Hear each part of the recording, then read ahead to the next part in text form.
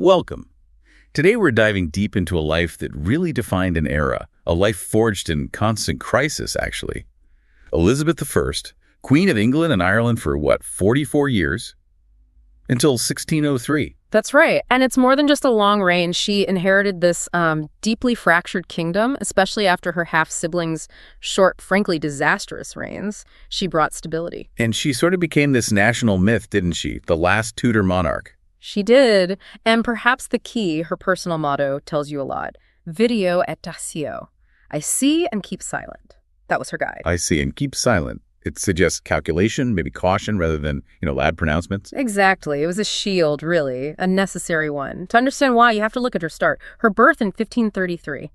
Well, her mother, Anne Boleyn, executed when Elizabeth was barely older than 2. And immediately declared illegitimate, stripped of her place in the succession. That's quite the beginning. Politically toxic from day one. It meant she never had that security, that typical royal upbringing. Everything was about survival and negotiation. Which brings us to that period after Henry VIII died in 1547, the Thomas Seymour crisis. That seems particularly formative. Oh, absolutely. It was a profound emotional crisis. She was only 14, living with her stepmother, Catherine Parr, who had married Thomas Seymour, King Edward VI's uncle, mind you. And the details are quite disturbing, aren't they? Seymour entering her bedroom, inappropriate behavior, tickling, slapping her. Yes, the sources are specific. Parr eventually found them in an embrace, and Elizabeth was sent away. You have to think this taught her very early, very harshly, about the dangers for a woman with any power surrounded by ambitious men. And the danger didn't stop there. Her half-brother Edward VI dies, Lady Jane Grey has her brief moment, and then her Catholic half-sister Mary Wren takes the throne. Making Elizabeth, as a prominent Protestant, an immediate suspect, a political threat. So in 1554, she ends up in the Tower of London, imprisoned on suspicion of backing Protestant rebels. Wyatt's rebellion. She insisted she was innocent, but spent months in the tower, then nearly a year under house arrest. Her life really hung by a thread. Her freedom, her future, basically depended on Mary not having an heir. Which is exactly what happened. By 1555, with Mary's health clearly failing, Elizabeth's succession started to look inevitable. Even Philip of Spain, Mary's husband, the arch-Catholic. He saw the writing on the wall. He did. Politically, Elizabeth was a better bet for him against French influence, better than the other main claimant, Mary, Queen of Scots. Politics trumped religion in that calculation. So she quite literally out-survived the threat. Mary dies in November 1558, and Elizabeth, age 25, finally becomes queen. And her coronation, January 1559, the date apparently chosen by her astrologer, John Dee, it was meant to signal a very deliberate new start. And she immediately introduces this idea of the monarch having 2 bodies. Yes, it's a medieval concept, but crucial for her. The idea is there's the body natural, mortal, female, fallible Elizabeth, and the body politic, the eternal, flawless embodiment of the state. So it's a way to sidestep the whole "a woman can't rule" argument. Precisely. It neutralized the gender disadvantage politically, and she stated her intent right away. I mean, to direct all my actions by good advice and counsel. Okay, so her first big action based on that counsel, the Elizabethan religious settlement, was this genuine moderation or just smart politics? Well, it was definitely smart politics. Survival strategy, really.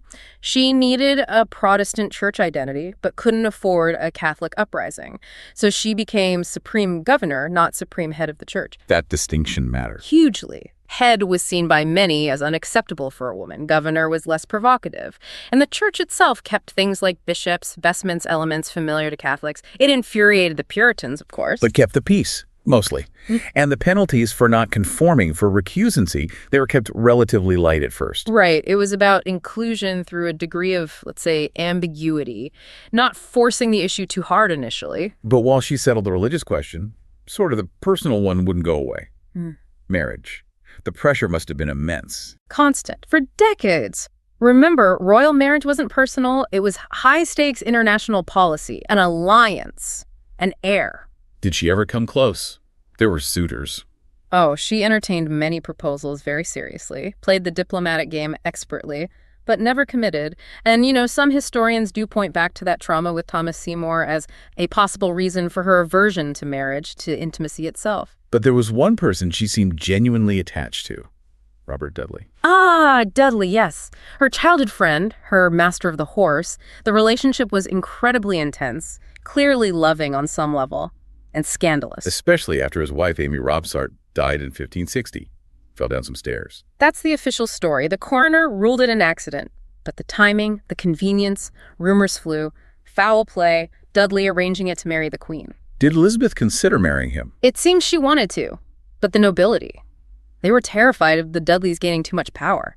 Key figures basically threatened to revolt if she married him. So the body politic won out over the body natural. Absolutely. She had to back down. The personal costs must have been huge.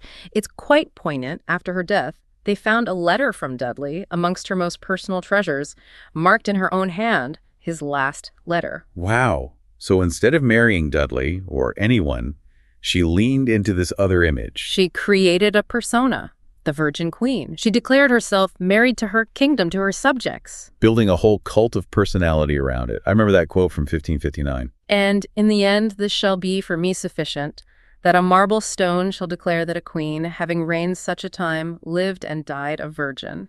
It was powerful propaganda. Though not everyone bought it, there were still rumors, like that man Arthur Dudley in 1587 claiming to be her son with Robert Dudley. Right. Scholars today dismiss that claim as impossible, but it shows how that Gloriana image, that pristine virginity, was something she constantly had to manage and defend against rivals who wanted to undermine it. And the biggest rival, the biggest threat to that image and her throne, was her own cousin.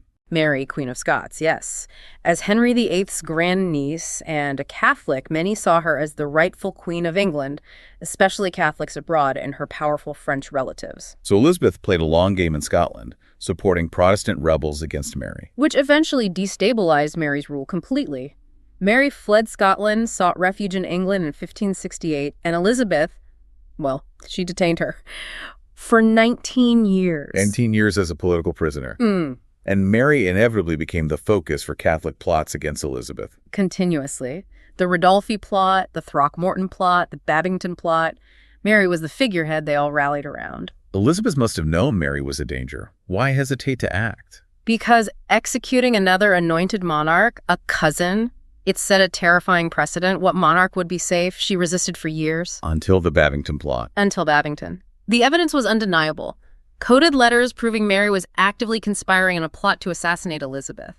That forced her hand. She authorized the execution in 1587. But then immediately tried to distance herself, claiming the signed warrant wasn't meant to be sent. Pure video et tatio.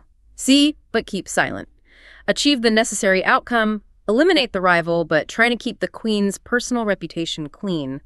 Classic Elizabeth. That caution seemed less apparent when dealing with Spain, though. By the mid-1580s, things were heating up. War felt inevitable, and Elizabeth's approach wasn't just traditional warfare. She sanctioned privateers, maritime adventurers. You mean like Sir Francis Drake, the Sea Dogs? Exactly. Yeah. They weren't just pirates, they were effectively state-sponsored raiders attacking Spanish ships and ports. Hugely profitable. Drake's voyages brought immense wealth back, and Elizabeth herself took a significant cut for the royal treasury. So she was basically funding her anti-Spanish policy, partly through piracy. You could certainly see it that way. It infuriated Philip II of Spain, contributing to his decision to launch the Armada. Ah, yes. The Spanish Armada, 1588. The defining moment, perhaps. Philip sends this massive fleet to invade England. The Invincible Armada. Its defeat is legendary, of course. But it wasn't just English heroism. It was a combination of factors, clever English naval tactics, like using fire ships at grav lines to break the Spanish formation. And sheer bad luck for the Spanish. Storms. Miscalculations. All of that. Terrible weather, Spanish strategic errors, disease. It was a disaster for Spain, but a huge propaganda victory for Elizabeth. And she seized that moment perfectly with the Tilbury speech, addressing the troops. Oh, absolutely masterful political theater. She arrives dressed in armor, ready for battle, and delivers those iconic lines. I know I have the body but of a weak and feeble woman, but I have the heart and stomach of a king, and of a king of England, too. It's the ultimate performance of the two bodies. The frail woman contains the spirit of the eternal, invincible English monarchy. It rallied the nation. An image she desperately needed, because the years after 1588 weren't exactly easy, were they? No, not at all. Often called her second reign, it was plagued by problems. Long, draining wars, continuing conflict with Spain, costly campaigns in Ireland, economic hardship at home. And divisions at court? Factionalism. Intense factional strife. especially between the younger generation, like the charismatic but unstable Robert Devereux, Earl of Essex, and the more calculating Robert Cecil. And Elizabeth's way of managing court, granting monopolies as patronage, started to backfire. Yes, it was a tool for control, rewarding loyalty. But it led to price fixing, corruption, and real public anger, widespread resentment, as historians note. This backdrop is key to understanding the fall of Essex. Her great favorite, Essex. He seemed to push things too far. He was charming, yes, but also arrogant and irresponsible. His relationship with the aging queen became incredibly strained. The breaking point was really his disastrous campaign in Ireland. In 1599, he basically deserted his post. And then came back and tried to stage a rebellion. A poorly planned, desperate coup attempt in London in 1601. It failed miserably. Elizabeth had no choice but to sign his death warrant. It hit her hard, though. Observers noted her deep melancholy afterwards, saying her delight is to sit in the dark, to bewail Essex. Yet, even in decline, she still had moments of political genius. That golden speech in 1601 addressing Parliament's anger over monopolies. Perhaps her finest performance, facing real criticism, a potential crisis, she didn't stand on ceremony. She didn't defend the monopolies? No. She professed ignorance of the abuses, blamed greedy individuals. The thrallers of our people, she called them, appealed directly to Parliament's love for her, promised reform. It was stunning. She completely disarmed them, won them over through sheer political skill and emotional connection. An amazing survivor. But even she couldn't outrun time. Her health started failing in late 1602. Yes, a series of deaths among close friends seemed to trigger a final decline, a settled and unremovable melancholy, as one contemporary put it. She died in March 1603, aged 69. And Robert Cecil had already secretly arranged for James VI of Scotland, Mary Stuart's son, to succeed her, ensuring a smooth, peaceful transition, which was crucial. But the public reaction to her death was extraordinary. The chronicler John Stowe described her funeral procession, such a general sighing, groaning and weeping as the light hath not been seen or known. That outpouring speaks volumes. Even her rivals recognized her stature. That quote from Pope Sixtus V. It's remarkable. She's only a woman, only mistress of half an island, and yet she makes herself feared by Spain, by France, by the Empire, by all. High praise from an adversary. So, summing up, she was this incredible survivor, a pragmatist, a master performer, a moderate ruler who somehow held it all together. And crucially, she understood something her Stuart successors didn't quite grasp.